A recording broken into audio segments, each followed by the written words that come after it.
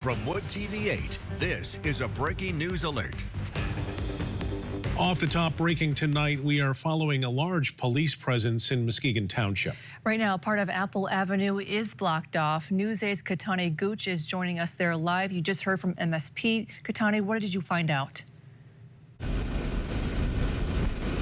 That's right, Amber and Brian. Here at Sheridan and Apple, they do have this section of road blocked off right behind me. The crime lab, the Michigan State Police crime lab, just got here maybe 10 to 15 minutes ago. Over my right shoulder, you see kind of their setup point where they've been going in and out, investigators and Michigan State troopers.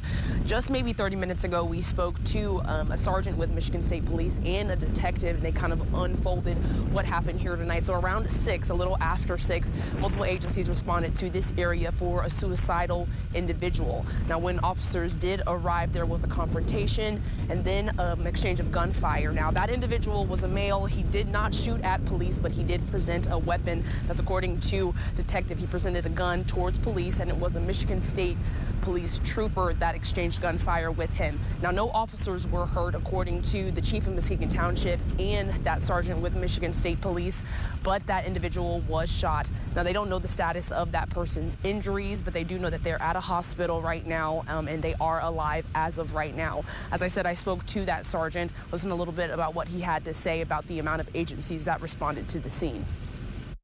There were multiple agencies that were on scene. At this point, I probably won't say exactly who fired what agency, but it was one of the agencies that was on scene.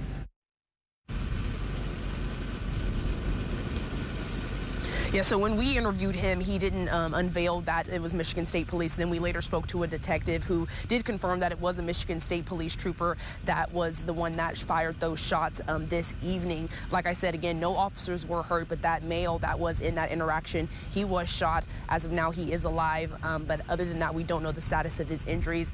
This scene has been ongoing since a little after 6, so rounding out a little over 4 hours now. The crime lab has come here now. That sergeant told me when the crime lab gets here, they're starting the beginning of the end of their investigation here. So no telling how much longer they'll be out here, but if this is a part of your commute in any way, just kind of avoid the area as they do still have it blocked off.